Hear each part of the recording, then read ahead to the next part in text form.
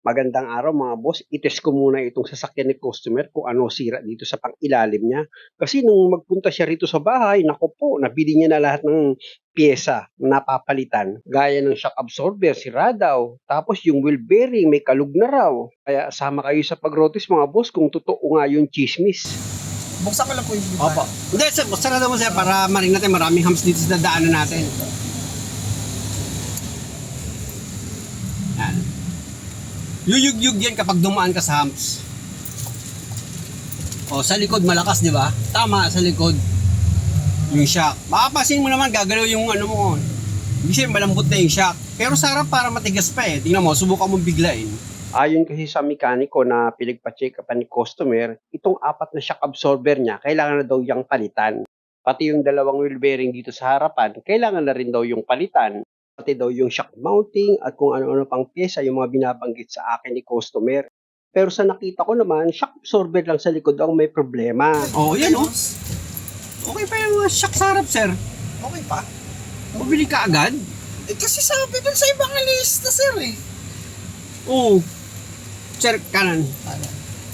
Sa likod lang ang ramdaman kong ano, malambot. Lang niya naman naman. Actually mga boss, meron nga kaming pasahero dito sa likuran ng sasakyan ni customer. Isa pa lang karga mo sa likod ha. Kita mo, maano siya. Oh. Oh, yun sa likod oh. Parang bola, dumudoble. Pero sa harap, tingnan mo. Oh, wala, ang tigas eh. Lumalaban eh. Ito nga yung sinasabi ko kay customer na itong shock niya sa harapan, okay pa. Hindi pa palitin yan. Oh. Sa likod, oh, tingnan mo, maramdaman mo sa likod, umaan talaga tayo, gumagalaw eh. Pagka dumadaan po kasi ako dun sa may mga line na gano'n, pumapalakpak. Oh, natural yun sir eh. Ano ba? Natural po yun eh. Yung sunod-sunod na parang kudra-kudra daw. Ano yun eh.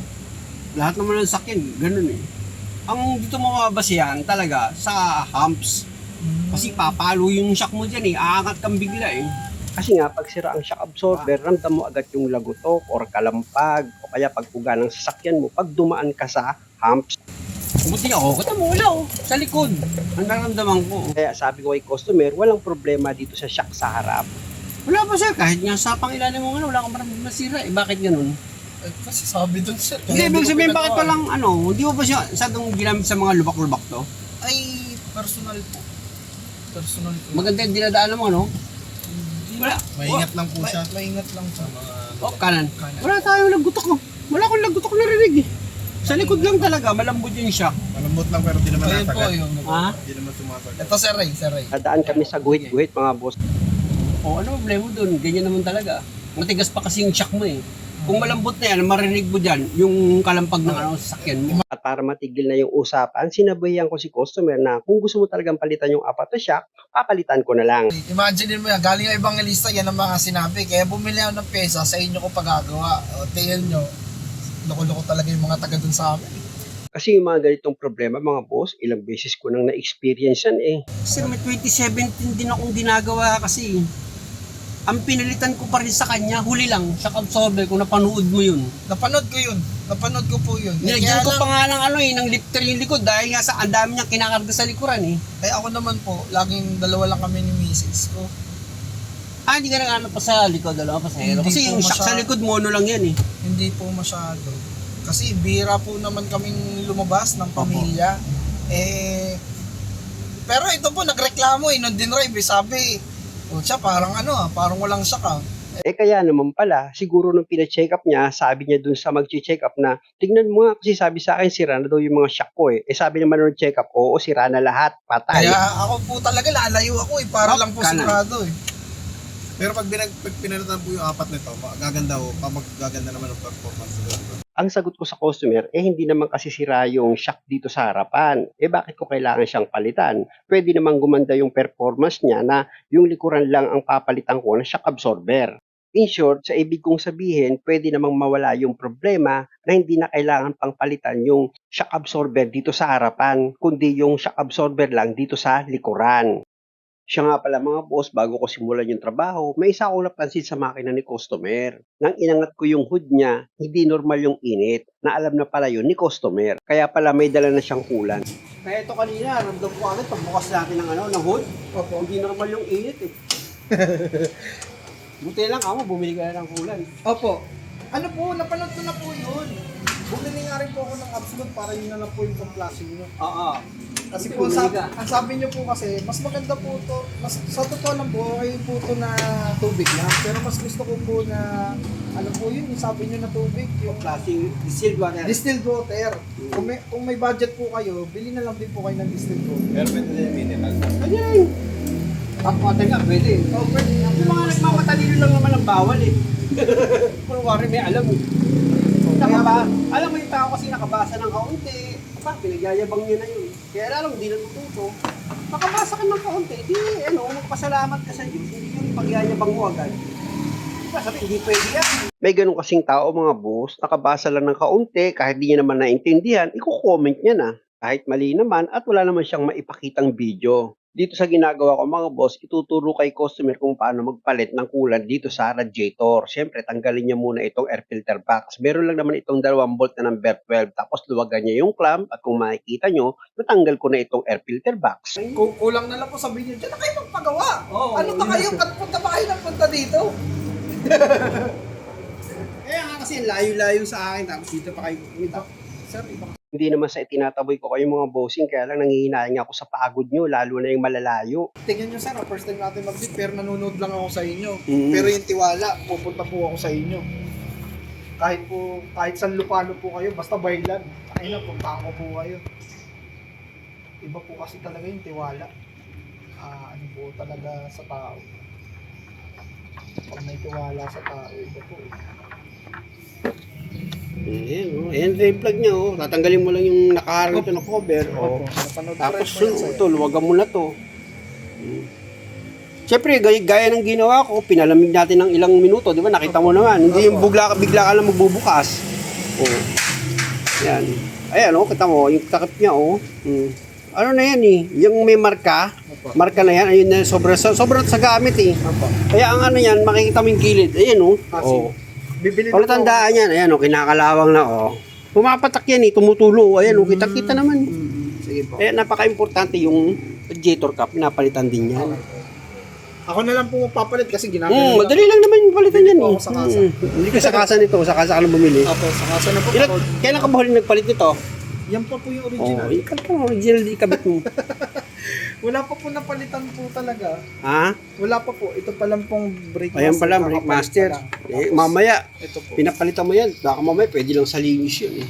Yun nga po eh. Sabi kasi palitan na eh. Eh hindi ko po matadala sa inyo dito. Lumulusok po kasi kaya sabi ko kailangan papalitan ko na doon bago po ako magdala sa inyo.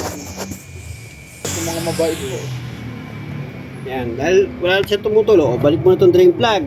Ha? Dapat pag-aaralan mo to. Napanood ko naman po kaya po kinakabahan po ako eh. Oo nga, okay. Sa'yo na to, mas hindi ka nakakabahan. Pag nasira naman to, sa'yo naman wala nang problema eh. Yun nga po eh. Doon ako natatakot eh. Yung masira ako eh. Wala naman po magagalit kaya natatakot ako.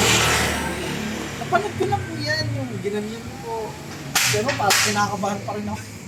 Nakita nyo naman mga boss na after ko madrain yung kulat niya dito sa radiator, binalik ko yung drain plug, tapos magsasalin ako ngayon ng distilled water. Ayan yung gagamitin kong pang flashing. Pero kung wala naman kayong budget, pwede naman tap water lang. Nabunutan ako ng telepon, sir. Ha? Nabunutan ako ng telepon. Sinabi yung hindi sira. Pero po hindi ko po sana patitignan sa kanila kung kaya ko pong dalhin sa inyo yung preno eh. Kasi lumulusot po talaga eh. Nawawala. Hindi, bubombahin mo lang yun. Sige, start mo. Start ko. Pag naka-start nyo itong makina, hayaan nyo lang siyang nakaminor hanggang sa ma-consume nyo yung 10 minutes. Tila mo, isa oh. Kanina, di ba, ang tigas. Tapos sobrang init ng makina mo, pag-akat ko ng hood. Kailangan na talagang ma-flashing yan, malinis. Yun po ang talaga naisip ko. Tsaka sinabi ko nga sa'yo, dito sa radiator. Opo. Wala tandaan na yun na may singaw na yung takip. Ganun po pala yun. Unang-una, Kaya po pala nagkalawan. Anong model to? 2007. Oh, 2017. Pwede ka na magpalit ng radiator kaplo. Apo, sige po. Palitan ko po. Delikado pa kami. Kita naman sa mga patak ng kulang dito sa gilid. Eh. Opo. Kahit na ikaw na yung humatol, eh. Hindi mo na kailangan ng mekaniko pag ano. Tingnan mo yan, sir. Sinek ka, pinacheck ko pero hindi sinabi na... Oh, Eh, maliit lang ang halaga ng radiator kapin. Siyempre, pipiliin ko pag ako yung gagawa ng pera, yung malalaki. Malaking gastusin. sir, di naman. Kaya nga yung iba, dinadala sa akin. Ang lakas daw ng dami daw sira. Eh, minsan may pinihit lang ako ng tornilyo daw. Wala na yung... napanood ko yan. Magkano kalahating milyon ng ano? Napanood ko yan, sabi niya, ano daw po yung pinapagawa? Yung ganito, ganito. Ito lang po, oh. Kaya po may lagat ako. Kaya Oo. mamaya po, testing natin. Diba? Napanood ko rin po yun. Sabi ko kasi, ang hahanapin nila, yung malaki kikitain nila, hindi yung para magawa yung sasakyan mo. Napanood ko rin po Samantalang ito yung pinaka, ano, kung di, pagbukas mo lang ng hood, di ba sabi, ikaw na rin nakarami na rin. Mainit po. Mainit masyado. Tapos, sobrang tigas itong ano mo. Opo. Ito, dapat po pala malambot yan. malambot lang yan. Hindi ganun na parang bakal. Kasi pag ganun, may pressure na. Ibig sabihin, maaaring kailangan mo talaga magpalit ng kulang. Di ba? O kaya, dahil nga singaw yung takip, magkakaroon siya ng pressure, marami pinagagalingan. Kasi ako yung sinasabi ko, na-experience ko yun. Yung iba naman kasi nabasa niya lang ng kaunti. Papagyabang niya na, ikikwento niya na. Kaya hindi tugma eh, hindi tumutugma yung sinasabi niya eh. Dapat inikwento mo, yung na-experience mo talaga. Diba? Yung sasabihin mo, kwento ka ng kwento, ay mali yung ginagawa ni that mechanic. Eh kung mali, eh bakit yung customer nag-satisfied? Ikaw lang ang hindi, di ba? Kasi nga, nabasa mo lang yung sinasabi mo. Hindi mo naman yung na-experience. Dalawa kayo pinapanood ko eh. Sir Ray, yung taga Laguna po, ano ba yun? Parang DIY din. Hindi ko kasi pinapanood yung mga yun eh. Ay, mga yun. Hindi ko pinagpapanood yung mga yun. Kayong dalawa lang po pinapanood ko eh. Pag pinapanood ko yung nakikita kong gumagawa ng maayos, doon ako nagko-comment. Opo. Hindi niya, yung walang halong panluloko yung paggawa niya. Ayun, pinagko-comment ako doon, pero dalawang mekaniko lang ata na-commentan ko eh. Talagang malala yung lugar pa. Kasi pinapanood ko yung gawa nito, parang nangaakit ka lang ng ano eh, ng customer, hindi naman talaga ano eh, nagtuturo eh. Kasi sa akin talaga, sinasabihan ko yung customer, pag-aralan mo natin kung ano susunod gagawa eh, di ba? Wala akong hindi akong interesado sa ano, sa nakapanood ko. Lagi niyo po sinasabi, para hindi niyo na ako tatawagin, marunong na kayo. Kaya lang po sir, iba talaga pag kayo mga veterans. Hindi naman ako veterans eh. Ay, 1990 po eh. Imagine niyo po Marami yan. namang matatanda din dyan ng mekaniko, hindi naman maayos din gawa. Mga walang hiya po Diba? yung iba eh. Yung iba po, walang hiya. Hindi totoo yun, hindi totoo pag matagal ka na. Kahit sa Biblia eh, di ba? Hindi porkit na una kang nakakilala sa Diyos eh, ano ka lang agad, ikaw lang agad yung punta sa langit. Eh kung kawalang hiyaan din naman yung ginagawa mo, kahit na bago ka lang, basta maayos ka gumawa, ayun yun ang totoo, basta mabuti yung ginagawa mo. Bakit ba ako napunta dyan? I-check ko nga itong buga ng auxiliary pan ni customer para malaman ko kung okay pa yung buga ng aux pan niya. Lakas pa naman yung pan? Malakas pa yung pan? Nakapagawa mo na ba yung pan yan? Hindi pa rin. Okay lang, malakas pa naman eh. Okay na, naka 10 minutes na ako, ipaswitch off ko na itong makina. Sir, pakiano nga sir, patay makina sir. Para ma-drain ko na ulit itong radiator niya.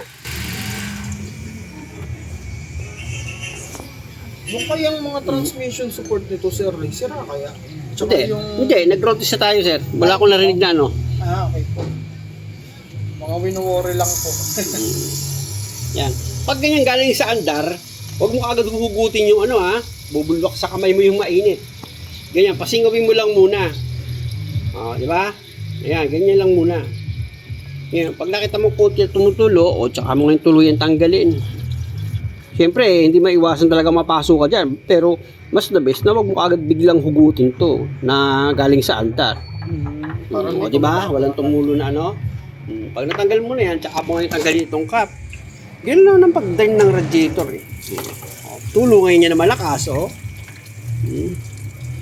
Kaya lang makulay pa rin. Kaya mag-aano pa rin tayo. Isa pa. Ulitin ko pa yung pag-flushing mga bossing. Importante kasi na dapat clear na yung tubig na lalabas dito sa radiator niya para sure na malinis. Pag wala naman masyadong tumutulo, pwede mo na balik to. Total, ulitin pa naman natin yung pag-drain eh. Ayan mga boss, kung makikita nyo, ibinilit ko na ulit yung drain plug dito sa radiator. Tapos, magsasalin ulit ako dyan ng distilled water. Yan nga yung ginagamit kong pang-flushing dito sa radiator at sa makina. Bali sa pag-flushing naman mga boss, punuin nyo lang ng tubig itong radiator. Pag puno na yan, pa-start nyo na itong makina. Pag napa-start nyo na yan, abangan nyo lang na magkulang ng tubig itong radiator nya at saka nyo ngayon ulit siya dagdagan. O yan o, nakikita yun, di ba? Ganun lang mga boss, basic na basic. Pag puno na, o tsaka mo na ngayon ilagay itong radiator cap. Tapos hayaan mo lang siya naka-start ng 10 minutes. Pag ikaw ang magdi-drain ng ng radiator, 10 minutes lang naman. After 10 minutes, drain. Tapos pangalawang ulit, 10 minutes ulit, drain. Para drain plus na After plus. nun, yun na, kulang tayo ilalagay mo. Sali na. Pero sa Ray, ano lang po ang dala ko? 6 liters lang yata na kulang. Kaso po ba yun? Kasi na yan. Ay siya nga pala mga boss, dito sa pagpa-flushing na ginagawa ko sa radiator, baka mamaya may magalit na naman na doon sa mga nakermit, hindi ko ito ipinipilit sa inyo na gawin nyo. In short, hindi kayo kasali dito. Ito mo, pag napapalitan mo ng didiin mo siya eh. Malambot? Tsaka matatagal mo yung init. Sir. Okay. Opo. Ito na mga boss, naka 10 minutes na tayo, kaya pa-switch ko na itong makina. Yan na yung final na pag-drain ko dito sa radiator. Yan. Pag tatanggalin mo uli yung drain plug, dapat wag kagad todo-todo. Papasingawin mo lang muna. Kasi hindi ka naman yan mababasa oh. Pero alam mo, dapat alam mo yan. Yan, kita mo, wala naman akong basa, di ba? Niluwagan ko lang siya. Ayan ayun na siya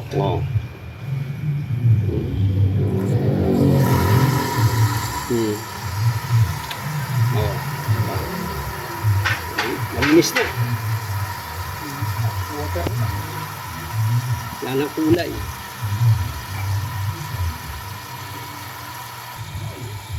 Kasi pag binigla mo yan, naku, siritan yung kamay mo, paso ka yan.